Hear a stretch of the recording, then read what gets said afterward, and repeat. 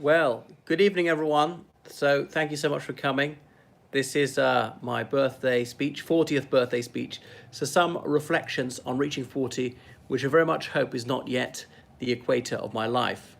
Um, so, uh, so nice to see so many people, some of whom I recognize, and other things to point out. For many of you, this will be the first time I've taken you out to dinner, but I intend to make this a regular thing. I'm going to take you out to dinner every single time I turn 40. I remember in my first job, an old colleague said, "You get to 40 and you ask yourself, what have I done with my life?" And so the question occurs to me, something I prefer not to answer right now. This is an age when people start to say, when I was young. But it reminds me of an aunt of mine who, in her 60s, she said, you know, I'm almost middle aged, but these days, 40s are meant to be the middle youth, your middle youth. Age is a state of mind, all right? Some people are like Confucius, born at the age of 60. Some are people are centenarians who are young at heart.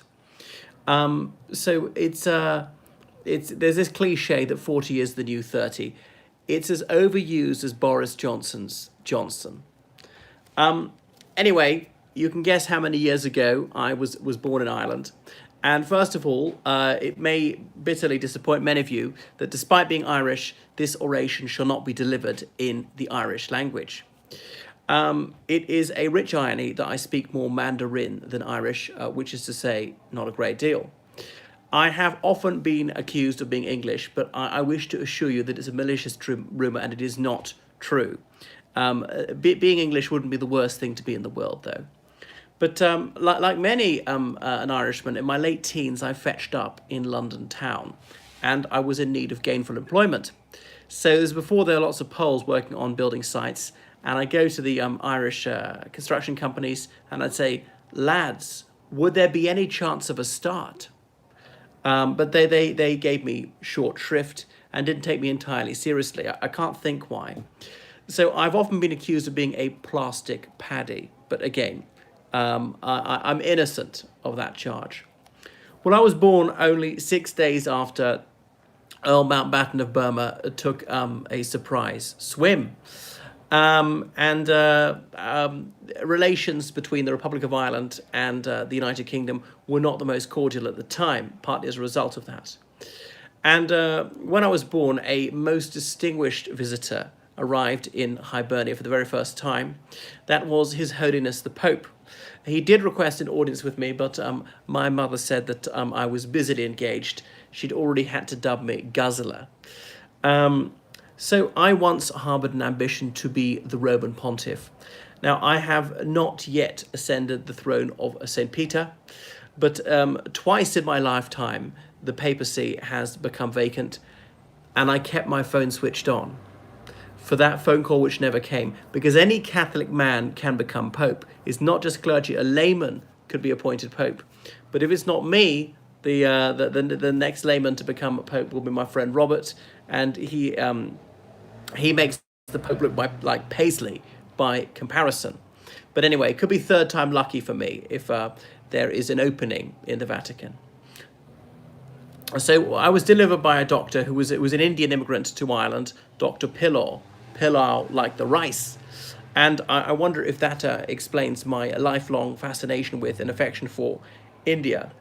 So you may notice my ear is flat on top here, this congenital lack of cartilage or underdevelopment of the cartilage. It's because when I was in utero, I lay on the right-hand side, so I thought that indicates my inborn right-wing tendency. So medical students were brought in to observe my nativity and suppose it was the perfect birth. I'm not sure I followed up with an entirely perfect and blameless life, though. So anyway, I thought I will treat you to a prolix disquisition, like a modern Pericles or something like that. So I have now reached an age which might be called significant. I perhaps don't have gravitas just yet. At 40, I'm now almost grown up, still a man-child. So arriving at this age is indeed a bittersweet moment, because I called to mind the words of A.E. Housman in a Shropshire lad. Of my 80 and 10, 40 years shall never come again. So I have to remind myself that reaching this age is a rare privilege. Throughout human history, most people died far below this age. And we've all known people, friends and family, who haven't made this to this age. Close blood relatives of mine have died much younger. So I have to stop griping about being this age, and now that I'm getting grey hair, but count myself as blessed to be this old and take every single day as a rare and unrepeatable gift. Even the last hour is entombed, so make sure you don't squander it. I remember when I was 12 years old, I was on a French exchange, and I met this French boy my age, and he was confined to a wheelchair, had no muscle tone. The poor child had muscular dystrophy, would have been born to die, just getting feebler and feebler and feebler. Eventually, his lungs would have collapsed, he would have suffocated. He would have died in his teens. He died decades ago. What would he give to being able to extend his life by even one day? So to be born so incredibly healthy, I'm just extraordinarily fortunate. And I've really got to thank my lucky stars for that. When I lay down in bed at night, I have to count my blessings and think, I've got a roof over my head. I live in a clean, warm, dry place. So many people in the world don't have that. I've got money in the bank. I'm in rude health. I've got a family that loves me. I've got plenty of friends. I'm not talentless. I've had some splendid experiences. I've had joyous times. I've been immensely lucky. I remember when I was 19 in Nepal on my gap year, seeing a poor man suffering from leprosy. I thought, my God, I get to go to Eton in Oxford. He doesn't even get to have fingers. So I've really got to remind myself how lucky I've been and stop griping about these petty inconveniences, these first world problems, trivialities, and stop moaning and man up a bit. I remember on my 20th birthday in India on the train, I met this middle-aged pauper, probably not even middle-aged, and he was looking haggard and drawn, and he had one leg amputated almost up to the hip, and he brought out these x-rays of his lungs with a large dark shapes on the lungs. So I gave him some money and got his permission to take his photo, to remind myself to look at his long face, how sorrowful he looked, forlorn, because death was stalking him. It was a matter of time. And I got to remind myself just how lucky I am and stop bitching about petty inconveniences. So I look back to my 20s and it makes me call to mind Benjamin Disraeli's dictum that youth is a blunder, manhood a struggle, age a regret. And my God, was my youth a blunder. Youth is wasted on the young, I think Oscar Wilde said. I got it wrong only 9 times out of 8 because, maths never was my strong suit. Manhood has been somewhat of a struggle, and please God, age won't be a regret, but that's really up to me. So I cast my mind back to my childhood, and I spent so much of it poring over maps, being dubbed a walking atlas by other children at school, and I wondered which lands I would visit when I reached manhood. I wanted to see the world, and I've made it happen to a large extent. I had this ludicrous ambition to visit 100 countries before I was 30, didn't quite make it, but using a broad definition of country, the United Kingdom counting as 4, Jersey, Guernsey counting as 1 each, Palestine counted, it's questionable, Gibraltar counting and so forth, but certainly 90, even going by countries which have diplomatic status. So I was always intrigued by countries and languages, and that's why I'm inveterate xenophile and a polyglot. But I recall when I was little, a girl, someone reading aloud in my class, trying to read the word that and going, ta, he, eh, and I lost it. And I said, just say the fucking word. And the other children turned to me and said, George, you mustn't speak to the teacher like that. But anyway, it was in that moment I realized that my life's vocation was to teach little children to read. And I do recall when I thought about becoming a teacher, I said to someone, I'm not sure if I have the patience for it. My God, I should have reflected on that a little bit more seriously. Anyway, so I reflected on all the moronic and discourteous things I've said, all my deeds, and I count myself lucky again that my friends and family are still speaking to me. I thank my lucky stars it all turned out so well. It could have been far, far worse. It's often been so foolish. By the time I was 18, I'd lived in 18 houses, and so I craved belonging. I wanted to be posh, but I realised there's a bit too much effort. That's not really me. I'm a posh chav at best. I was afflicted by status anxiety, and but then for me it was educational status, and so, my first place, Oundle, wasn't posh enough for me. I wanted to go back to Eton to teach there. Well, that didn't happen. Rejected me without an interview, and I was trying so hard to turn Mister into Doctor. Well, it didn't happen for me. So a PhD could ruin your life. You should read my article on that one. And so missing out on far more important life goals like a mortgage and a driving license and so on. But anyway, Oxford, the happiest time of my life. Varsity, that sweet city of dreaming spires. She needs not June for loveliness's heightening. So wrote Matthew Arnold in Thyrsis. So when I was at Varsity, I spent a third of my money on alcohol. The rest of it I just squandered.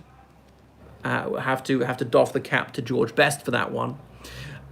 Anyway, but some of my friends spent 3/3 of their money on alcohol or liquid assets, liquidities, should I say. So it was a blithe time, and life has not been quite so Elysian ever since. So I thought, how can I continue this splendiferous lifestyle I have here? So I thought I'd teach in a public school, and it would carry on like that. Well, I could scarcely have been more wrong. So I went down from Oxford and I had a very painful head-on collision with reality.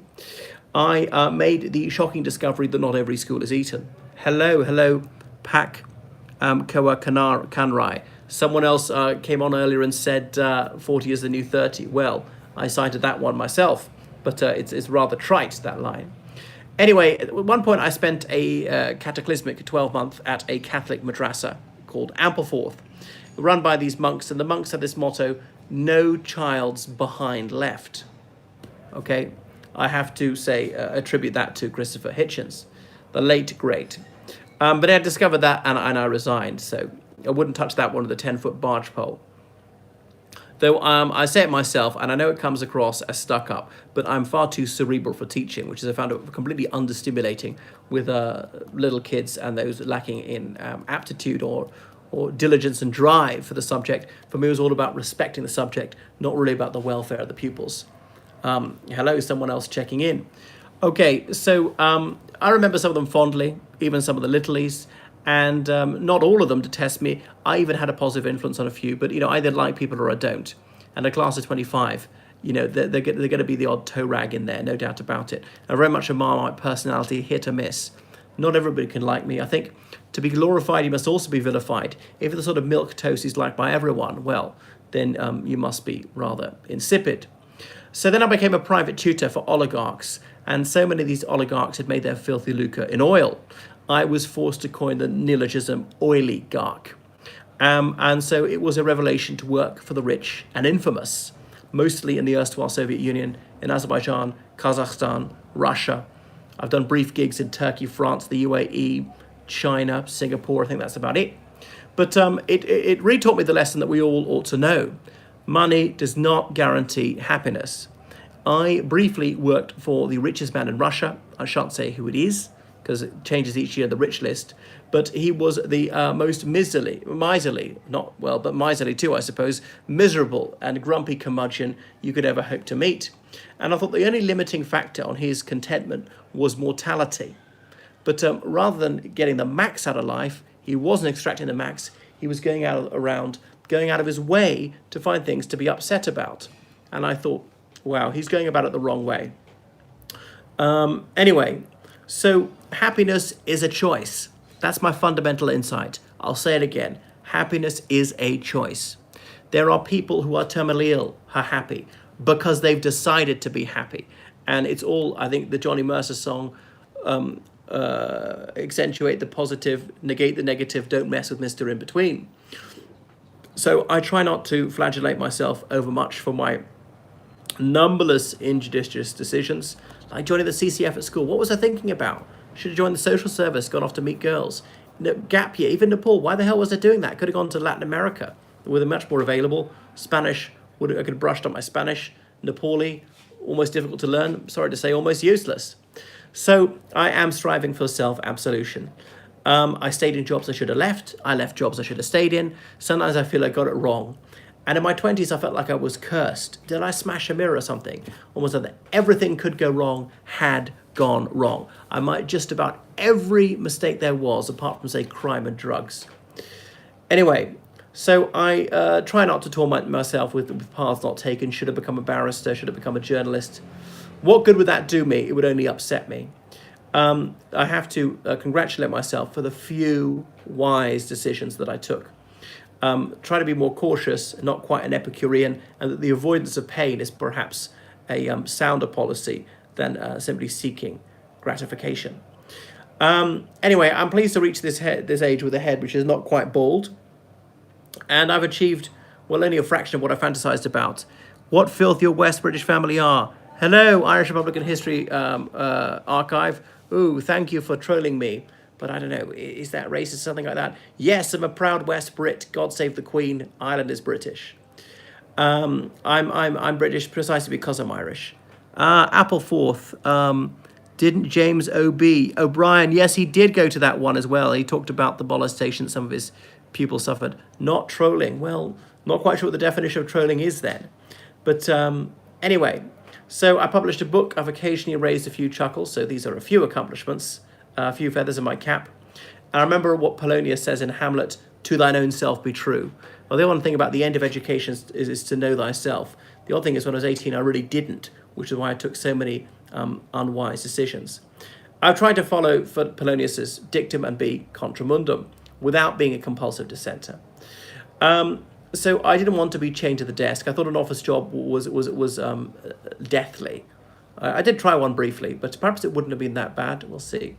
At least we could be working with intelligent adults. Sometimes I think I dodged a bullet there. Never reading for the bar struck me as the unwisest investment someone could possibly make. There's about a 20% chance of ever actually practicing. Some of my friends have spent tens of thousands of pounds, had all those exams, spent years, and never got a single brief.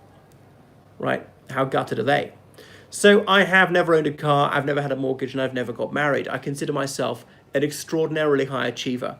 I often tell people I'm too young to marry. But so I say where I come from, only gays get married. I like to scandalize people like that. Well, that's not true, of course. Anyway, so I am intensely conscious of mortality. And it's lugubrious to think that there might not be as much time ahead as there is behind. So I resolve each day when I put my head on the pillow, not to ask how much money did I get, but how much happiness did I get? That's the key question. You could make more money. You can never, ever get more time, which is why I'm so impatient, and impatience is a virtue. Anyway, so I have made countless mistakes. I'm a very learned person, but I suppose because I've made just so many mistakes. And I am very good at coping with failure because I've had an awful lot of practice. I suppose I was not the toady and conformist that one needs to be to rise up the greasy pole in many walks of life. I like to think that reflects credit on me. And I wish to thank my parents for being such a tower of strength in times of trouble and travail, generous to a fault. But one thing about my mum, please, please, please stop buying me clothes. And I wonder if my parents would finally accept now that I'm not gay. Anyway, what a marvellous thing it is to reach this rather advanced stage, having two living parents. How extraordinarily privileged am I? I pay homage to them. I'd like to thank my pater for his zest for life, being so full of fun and japes, more laughs than a barrel of baboons, never a dull moment, and I attribute my sense of humour to him. His élan vital is unsurpassed. He's just boundless with ebullience and bonhomie. Even his worst enemy wouldn't call him boring. And as an adult before I realised that not all dads are so fun. And some of them, are elective mutes. I think back to the countless times he made me fall over laughing. I remember him telling me to begin each day with a shower, shit shave, and a shampoo. But not all four at the same time. I remember my brother-in-law saying at his wedding that Dad is Ireland's answer to Billy Connolly. But that's a gross understatement. Billy Connolly is Scotland's answer to Dad. How about that? And my mother for inculcating me in me this lifelong love of reading. So, hello, George from all in America. Always interesting. Carla Rutherford, thank you very much. Incidentally, people, if you want to call out, I'll assume you want me to say your name on air if you reply. If you don't, actually just put that in the message. So please don't say my name. You may not wish your confidentiality to be breached. I'll respect your privacy should you so request. So I've seldom had my considerable snout out of the book, and I thank my mum for having a proboscis to rival Cleopatra. Didn't quite pass it on to me. It's another thing about being Irish. You know, although I'm like completely Irish, we don't have any red hair in our family. Okay, how lucky is that? Anyway, I'm being glib in saying that. That's tongue in cheek. So my mum read me numberless bedtime stories from these tomes which contain the gems of English literature. We had such a treasury of stories in our library, and that was just an inestimable gift, turning me into a bibliophile, a verbomain, a historical obsessive, an information addict. Thanks so much, Mum. You made me unemployable. A humanities geek.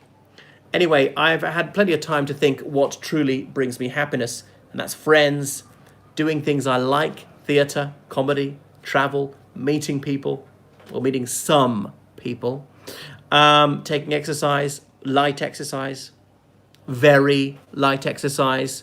I do a lot of weightlifting, lifting food to my face.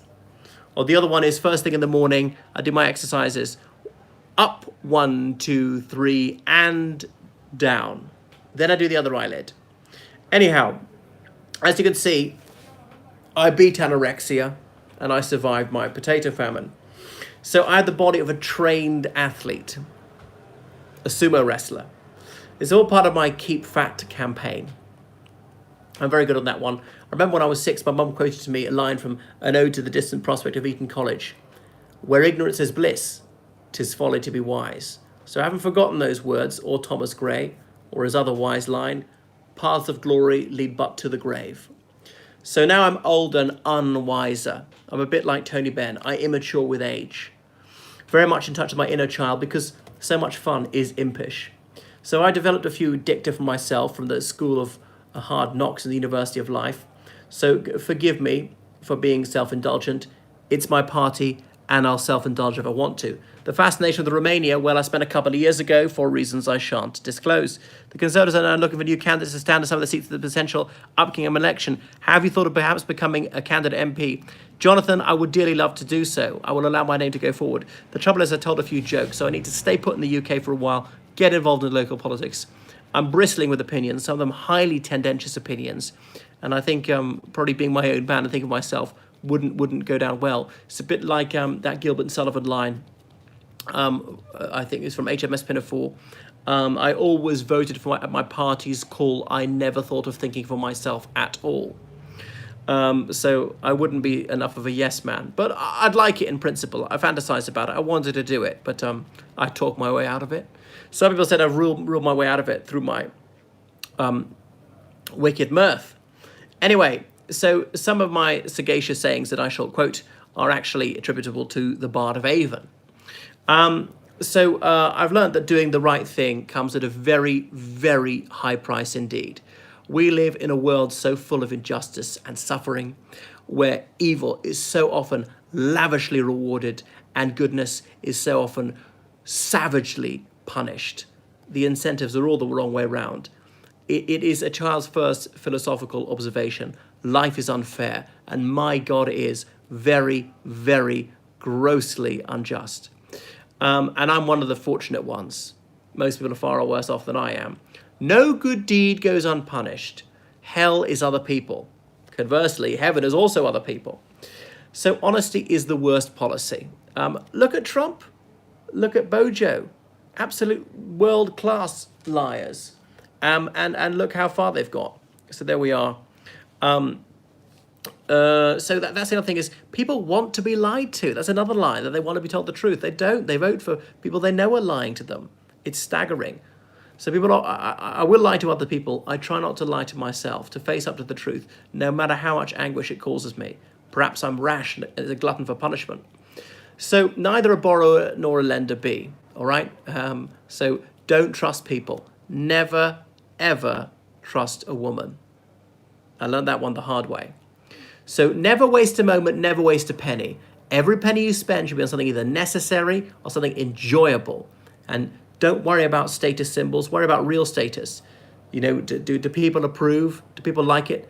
That's not the question to ask. Do you like it? All right? Am I good enough? Am I rich enough? Am I successful enough? Do you like yourself? Not other people like you. Don't need to be liked by everybody else. So don't care too much about them. We are social animals. We need a bit of cooperation. But you should be willing to be unpopular. Okay? Being unpopular is not desirable. It can be difficult. But you've got to do what you think is right without being foolhardy about it. And doesn't matter. I want to do this. Other people disapprove. I can face up to that. People fear disapproval more than they fear death in some cases. That's why soldiers will go over the top. Anyway, do not be brave. A few times I've been morally brave. Do not be. All right? I rue the day I sacrificed myself for others. You will not be thanked. There are some total ingrates out there. I wish I had your wisdom at 40. Well, thank you, Alan Gibbon. I wish I'd had it when I was an adolescent, and I would have avoided many of my catastrophic mistakes. Do not expect any reward for gallantry, whether it's physical or moral. Anyway, morality be damned. Think of yourself. Never trust a woman. Did that come from Shakespeare? Maybe some women cannot be trusted. Some women can be trusted, but there's one who shall remain nameless, and my God, the grief she's caused me is just incalculable. Anyway, I don't want to be good. I want to be happy, and quite often that is a straight choice. It's binary. You can be a morally good person. You can be happy. So don't worry over much about money. I'm not saying to be completely profligate.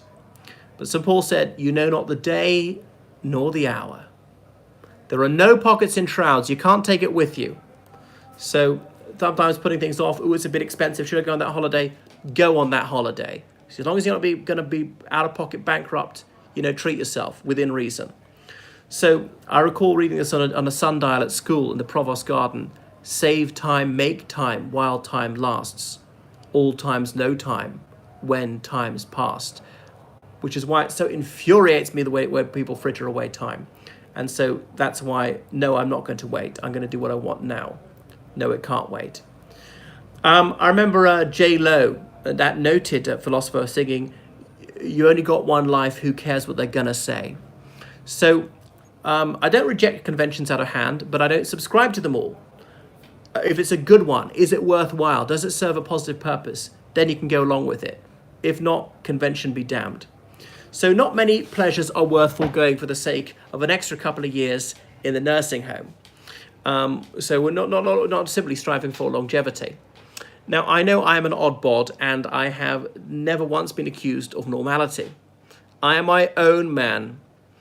So I look forward to living another 100 years and seeing all of you at my funeral. But I first of all shall take the trouble of preserving an alcohol, because you know what happens if you don't drink. You start behaving like Trump, or indeed Prince Andrew. So that's why, if you're there, if you've got an alcoholic drink, charge your glasses, please. Because if you pretend to drink and you don't orgasm for 7 years. So please be upstanding. And then I'll propose a toast to everybody. Ladies and gentlemen, to long life.